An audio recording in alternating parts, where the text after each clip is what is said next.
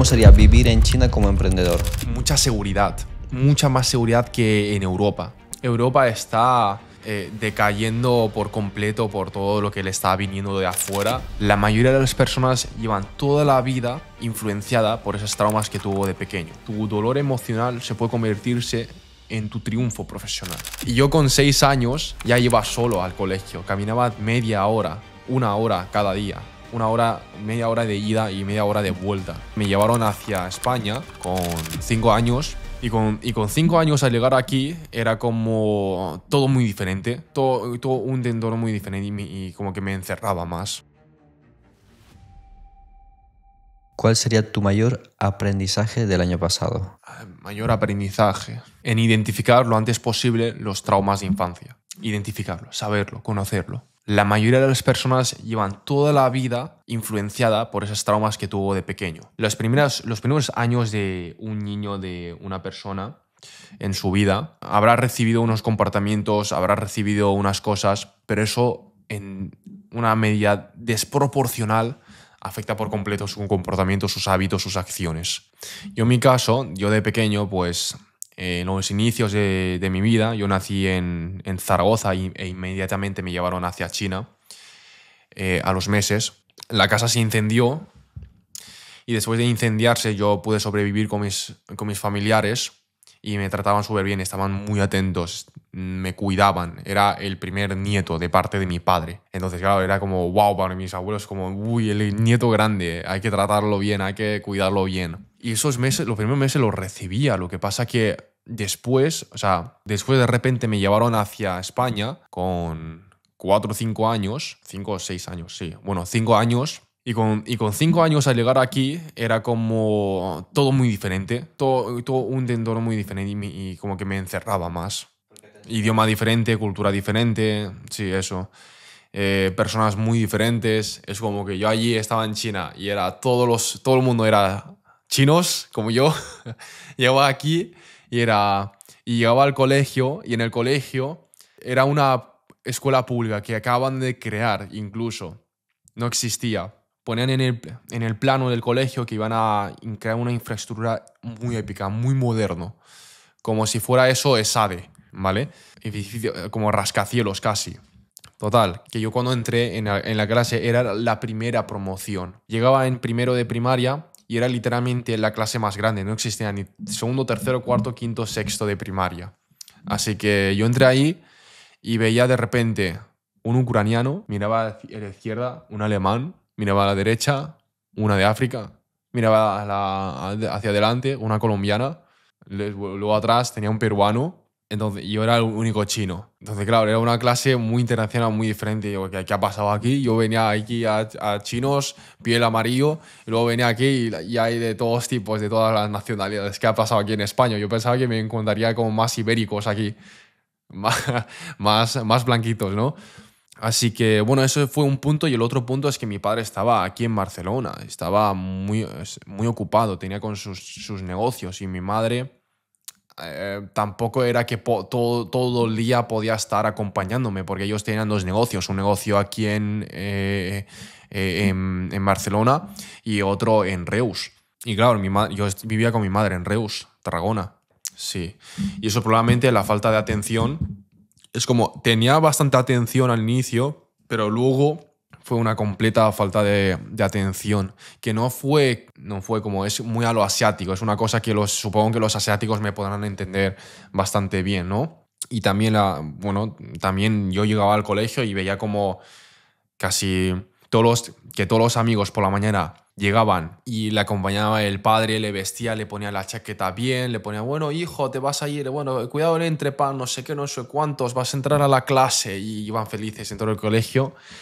Y yo con 6 años ya iba solo al colegio, caminaba media hora, 1 hora cada día, 1 hora, media hora de ida y media hora de vuelta al colegio. Me levantaba, un poco de leche y un poquito de pan, e iba solo con mi hermano. Luego cuando mi hermano vino al colegio, yo le llevaba.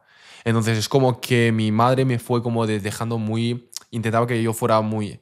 Independiente, ¿no? Como me dejó de forma que yo me hiciera muy independiente. Que luego también en gran medida afectó a lo que a día de hoy soy. Claro, es que es muy interesante, ¿no? También por las noches lo que solía hacer era que cenaba en el restaurante, obviamente el negocio de mis padres, y después de cenar, que siempre cenaba arroz tres delicias, que a mí me encantaba. O sea, todos los días podía comer arroz, arroz, arroz y no me cansaba nunca, que esto supongo los latinos lo entenderán bien, ¿no? Y acababa de cenar y eran las 9 de la noche. Yo acababa de ver Tom y Jerry y empezaba Dragon Ball. Yo quería ver Dragon Ball, pero no me dejaban, tenía que irme a dormir pronto. Entonces yo me iba solo, caminando, desde el restaurante hasta mi casa, solo. Y me lavaba los dientes, me ponía la pijama, bebía un poco de agua, a lo mejor leía un poco de libro o veía alguna cosa más y iba a dormir. ¿Y en el colegio cómo lo pasaste tú? En un principio pudiste Sí, conseguir amigos fácilmente, sí, en el colegio sí, bastante. En primaria. Lo que pasa que, fíjate que yo antes, como yo antes era una persona muy introvertida. Llegaba a los restaurantes, bares, a veces, y me daba miedo pedir agua. No, ni siquiera me podía mirar muchos segundos al camarero, a la cara de las personas. Así era yo. Entonces, pasar de eso a, imagínate, un niño así cerradito, y un poco introvertido, un poco muy callado y con falta de atención, a pasar luego hacia 1 millón de seguidores en redes sociales y aparecer en podcasts, aparecer en muchos clips virales, y ir por las calles y que hay personas que me reconozcan. Entonces, claro, en parte agradezco que de pequeño me hubiera pasado eso, pues precisamente es un poco como te construye, ¿no? Un poco como te lleva a la vida, que cada uno aprendan y que tu dolor emocional se puede convertirse en tu triunfo profesional. Esto me decía una frase. ¿Por qué te mudaste a España exactamente y no a otro país? Bueno, yo no, mis padres decidieron mudarse aquí. Mis padres son inmigrantes. En su pueblo en su momento cobraban como 50 de $100 al mes, muy, muy poquito, y veían como que hay oportunidades aquí en España. Así que crecí gran parte de mi vida aquí en España. Y si hubieras podido elegir en un principio qué país, ¿hubieras elegido España o hubieras elegido otro? Yo hubiera pasado primaria, incluso secundaria en China, pero en cuanto llega a bachillerato me hubiera ido a España, porque es un infierno estudiantil cuando llegas a bachillerato. Bueno, ya te están preparando en secundaria, pero allí la presión es demasiado big. Y aparte que el sistema educativo en algunos sentidos es un poco arcaico, es un poco que no mola tanto el tema. Hubiera estudiado España como tal, está bien, hay si hablamos de universidades privadas, en cuanto a economía, en cuanto a empresas, España tiene más o menos buenas universidades, bien posicionados, y ESADE está bastante bien.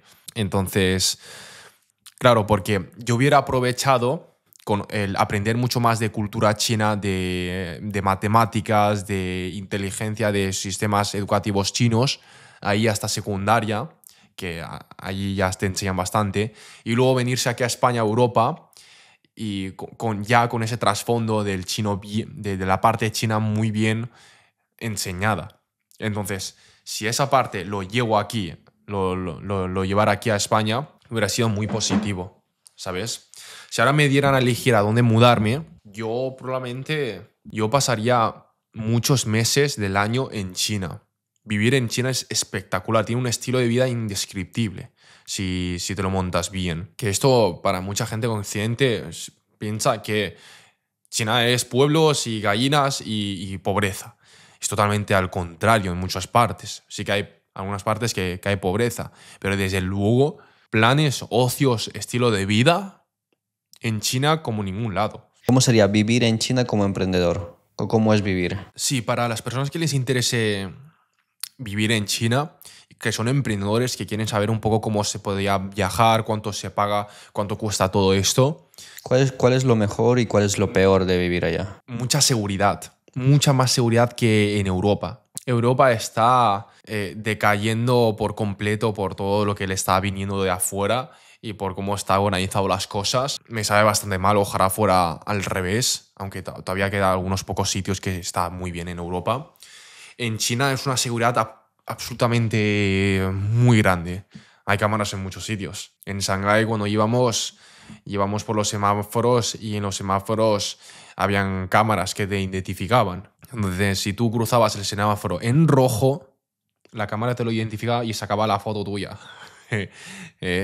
Y lo mostraba en una pantalla grande al lado del semáforo de que tú lo cruzaste. Además, cuando llegas al aeropuerto de Shanghái, hay también cámaras donde en la parte donde recoges las maletas tú puedes ver pantallas que están grabando en tiempo real dónde se encuentran tus maletas. También existe eso. Entonces, mucha seguridad por una parte, luego por otra parte, demasiados tipos de productos, de modelos de negocios. Es increíblemente épico todo lo que se monta, está súper saturado. Entonces, uno, si sabe un poquito de moverse un poco, si habla bien inglés o si conoce y sabe un poquito de chino, puede identificar muchos productos, puede hacer muchos negocios, no en China como tal, pero llevar estos productos de China hacia afuera, que de hecho es una tendencia big en estos años, que es el ataque de empresas chinas hacia el mercado europeo, hacia el mercado hispano. La gente no se da cuenta. Ya estos años ya tenemos claro una cosa, que es que todo el mundo tiene algún producto chino en su casa. El gran mayor porcentaje, hasta nuestros iPhones, están hechos en China. Pues imagínate, se han saturado tanto en ese mercado y muchos chinos dicen que cada vez es más complicado, un poco más complicado hacer negocios, que lo que va a salir ahora son empresas que quieren generar más margen de beneficio y van a empezar a vender los productos que les cuesta 1 euro y los van a vender en Occidente que les cuesta 10 euros, 20 euros venderlos aquí. Vale. Entonces ahí la ventaja de muchos emprendedores es que si saben trabajar y contactar estas empresas, podrán ayudarles en la estrategia de marketing, en la estrategia de adaptación de cultura y de local, para saber cómo marketearle estos productos chinos hacia el mercado occidental. Esto es una de las tendencias definitivas. Otro punto como emprendedor es que se come demasiado bien. Hay muchas variedades. Se come demasiado bien. O sea, uno se podría pasar la vida entera comiendo comida china que nunca se va a aburrir. Jamás. Y otro punto también es accesible. Se puede hacer un montón de cosas. Es muchas facilidades. Mucha rapidez. Mucha rapidez. Aquí en Europa hay muchos trámites, mucha burocracia, muchas cosas fiscales. Y tú dices, hostia, que sí que estás un poco más relajadito en algunas partes, pero desde luego, si tú quieres ir rápido, tardas un montón. Pides una carta, te llega no sé cuántas semanas, intentas ir a correos, el otro día estaban intentando recoger, le tenía que mandar por Western Union una transferencia a una persona del equipo. Llego hasta ahí, no había nadie en la cola, nadie. Habían 5 trabajadores ahí. Entonces llego, me coloco delante del señor, tengo que cruzar todo el pasillo. Llego hasta el final del pasillo donde está el señor, donde tiene el portátil. Y digo, bueno, quiero mandar una transferencia. Me dice el señor, se pone así. Bueno, tiene que pedir el ticket al inicio, a la entrada.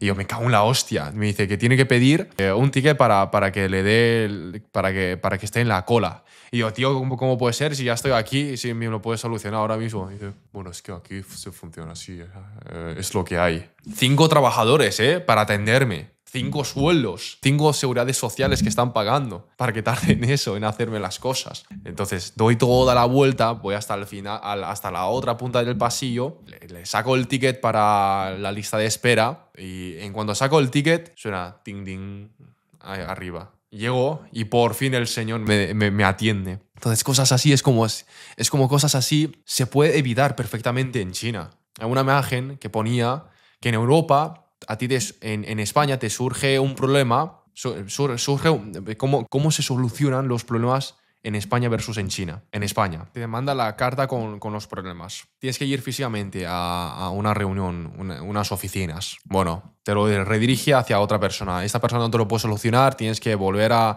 contactar a otra persona para que te pueda hacer algo. Esta persona dice, bueno, pues vamos a tardar 2 semanas. Tardamos 2 semanas. Bueno, después de 2 semanas te dice, uy, pues hay que pagar algo, habrá que posponer. Y el problema se soluciona, casi no sé cuándo se soluciona. Yo ya perdí el tiempo. Y luego en China ¿surge un problema? Ni siquiera surge. Ya está solucionada anticipadamente. Antes de que surja, ya se solucionó. Y si surge, en el mismo día se soluciona. Tú no sabes, cuando yo intento comparar en Taobao, que es la aplicación esta de chinos de Alibaba, yo veo un trípode que puede alargar hasta 2 metros, que es muy efectivo, y que ese trípode te puedes colocar la cámara, tiene la luz ahí integrada, puedes luego ponerle encima el sonido, y que es muy pequeñito, es para meterlo en el bolsillo casi. Yo le pregunto a Kefu, que se llama, que es como atención al cliente, le intento enviar un mensaje al comerciante para preguntar, oye, ¿cuánto día tardaría? Envío el mensaje y en 2 segundos ya me ha respondido. No sé si es el robot, pero te responden inmediatamente. Y es todo muy rápido, muy rápido, muy rápido, muy rápido. Servicios a todas horas. Pues, si te puedes permitir, hay servicios en todas horas en muchas partes. Sí, entonces alguien que venga va a flipar a nivel de tecnología e infraestructuras. Definitivamente. Vale, ¿y lo peor que podrías decir de China? De China, lo Sí, peor. algo que te disgusta, aunque sea un poco. Mucha presión. Mucha presión, tanto desde que naces ya tienes presión.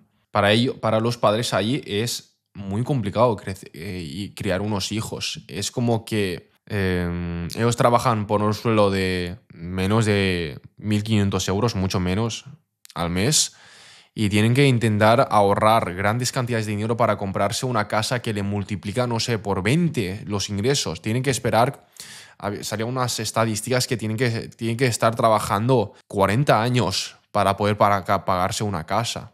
Muchos chinos. Y tú dirás, ostras, pero ¿cómo puede ser esto? Ya, pero es que esto, súmale que tienes que crear unos hijos. Súmale que no tienes tanta calidad de vida porque estás trabajando todo el tiempo, mucho tiempo. O sea, si vienes de fuera no pasa nada. Y si te lo sabes montar bien no pasa nada. Pero es que mucha gente vive así, presionada. Desde que naces hasta que entras en el colegio, hasta que entres a lo laboral, y también quieren que te cases a los 28 años y que tengas hijos luego. Y entonces es una presión que en muchos ámbitos, ¿no? Esto es una desventaja que hay, que luego obviamente lo notas en otras partes, que todo es muy rápido, todo es muy trabajador, todo es muy, ¿sabes? Así que bueno, esa parte es lo que no me gusta tanto. Sí, es verdad que también buscan la jubilación, ¿eh? Que la gente no piensa que van a trabajar hasta los 90 años sin paro, sin descanso. Claro que también descansa. Eso es lo que no saben. Claro, claro. Y hablando de esto de China y de las personas, ¿hay algunas personas que admiras o algo similar? Jack Ma. Jack Ma definitivamente es una figura que llevo, diría, desde los 13, 14 años viéndole. Yo estaba en el restaurante de mis padres, colocado en la barra de donde las cervezas. Yo estaba sentado hacia atrás, sentado hacia abajo, y como que la barra era bastante alta, se me tapaba media cara, entonces me veías media nariz. Y yo abajo estaba poniendo un vídeo de una conferencia de Jack Ma. Veía cómo él hablaba sobre el futuro del comercio electrónico, de cómo iba a cambiar el mundo, y ahí me lavó la cabeza. Pero resultó que luego, después sí que funcionó bien. Ahora todas las empresas chinas están por todos lados. Todos los productos chinos están en todos lados. Entonces fue una figura bastante motivadora también para mí. ¿Y alguna Sí. frase que podrías decir de Jack Ma? ¿Algo que te marcó? Esta frase es muy buena. Hoy es muy duro.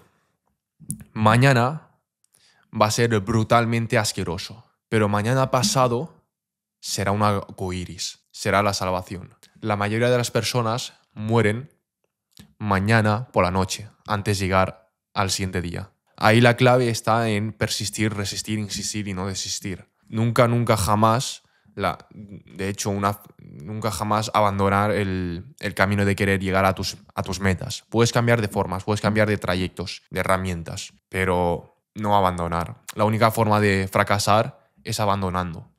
Y ahí él habla de la importancia de la consistencia, y esto lo llevó hacia nuestro terreno, que la mayoría de las personas se piensan que por crear 2 meses de vídeos ya tiene que ser dólar dorado. Sergio Beguería. Muchas personas suben como un vídeo a la semana. Entonces, si suben un vídeo a la semana durante 2 meses, esos son 8 vídeos. Y después de subir 8 vídeos, demasiados lo dejan. O sea, eso significa que solo hace falta 8 vídeos para que esa persona desistiera. Fíjate lo que pasa. Y claro, hay que tener en cuenta una cosa, que es que en los próximos años, según Forbes, vamos a pasar a 591 billones de dólares americanos en la economía en la creator economy. que es como lo llaman ellos. Es decir, que ahora mismo la gente puede pensar que está un poco saturado, pero es que no veas lo que va a pasar dentro de 5 o 10 años. En 5 años ya será mucho, mucho más difícil competir para ellos. Ahora todavía hay bastante oportunidad. Y si pueden agarrar un poco de ese pastel, ya sea colaborando o trabajando o emprendiendo en esta economía de creador de contenido, pueden literalmente cambiar su vida, cambiar su carrera profesional. Entonces, ahí el punto está en que ellos tienen que saber elegir. Hay dos opciones, o empezar ahora o empezar dentro de unos años. Si empezara después de unos años, literal, va a ser mucho más difícil. Van a requerir un guionista, un editor, un estratega, un distribuidor. Van a necesitar mucho más roles para que de verdad puedan persistir y conseguir crear buenos vídeos y conseguir buenos resultados. Ahora actualmente todavía se puede uno mismo ponerse a grabar, hacer un vídeo, subirlo y que funcione bien.